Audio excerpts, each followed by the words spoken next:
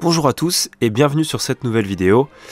Alors pour me rattraper un petit peu de mon piètre niveau d'hier soir, je vais vous montrer une petite variante qui m'a été montrée par un jeune champion pour contrer la défense française, et franchement je pense qu'elle va être utile à pas mal de gens.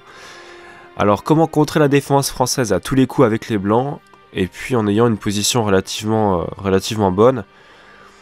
Donc je vous montre ça tout de suite dans cette vidéo, et je voulais aussi rajouter que ma petite vidéo spéciale dont j'avais pu parler en commentaire arrive très rapidement, puisque je vais faire les prises de vue juste tout à l'heure, et donc je pourrais vous mettre ça je pense dans la journée, ce soir sur YouTube.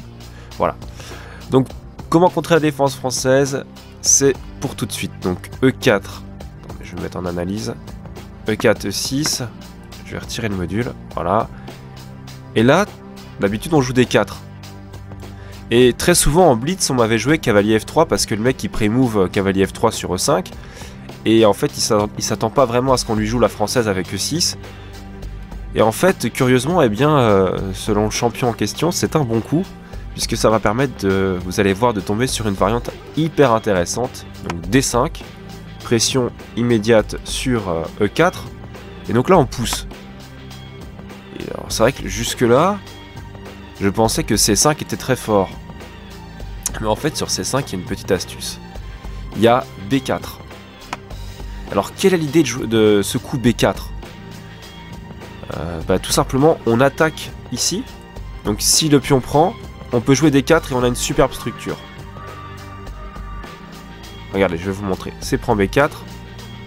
Donc, on va d'abord jouer A3. Pour dégager encore le pion et avoir une structure superbe avec C3 et D4. Ça ferait une superbe chaîne de pions.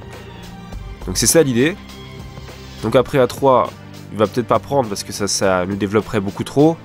Et surtout s'il prend, alors j'avais pas encore analysé cette variante, mais si jamais il prend, fou prend, cavalier prend, on va peut-être pouvoir jouer cavalier B5 et cavalier B6. Et si je joue A6, c'est la même. Parce que tu peux jouer cavalier B5 étant donné qu'il y a le clouage effectif sur la tour en A8. Ça c'est une variante hyper intéressante à savoir.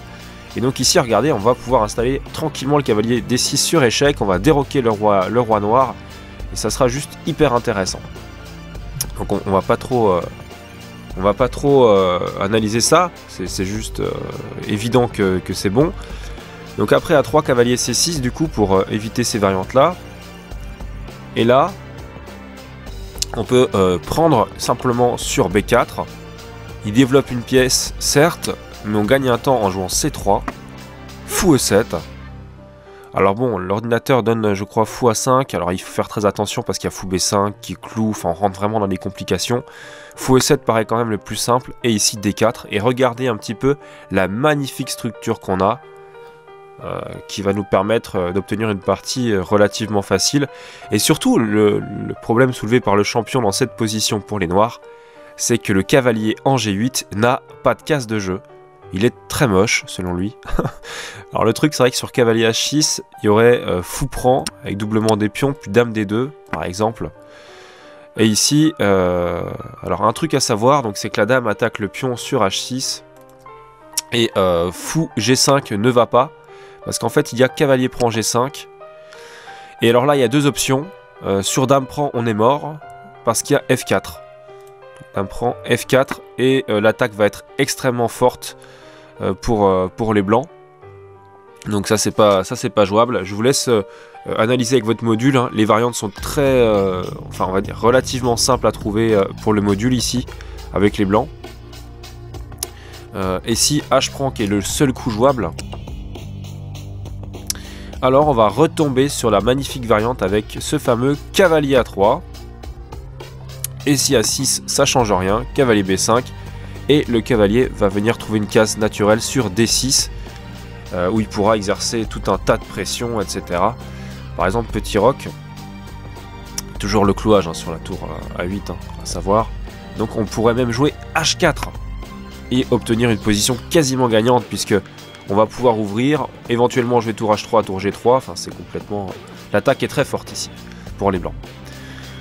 Voilà, donc je vais quand même revenir un tout petit peu au début de cette ouverture, après E4, donc E6, cavalier F3, D5, E5, en fait à la place de C5, les noirs ici, s'ils comprennent l'idée des blancs, peuvent jouer simplement fou D7 pour éviter C5 et B4. Le seul problème, c'est qu'après fou D7, vous avez encore un excellent coup qui est C4. Et oui, parce que le fou bloque finalement la diagonale, pardon, pas la diagonale, mais la protection du pion D5 par la dame.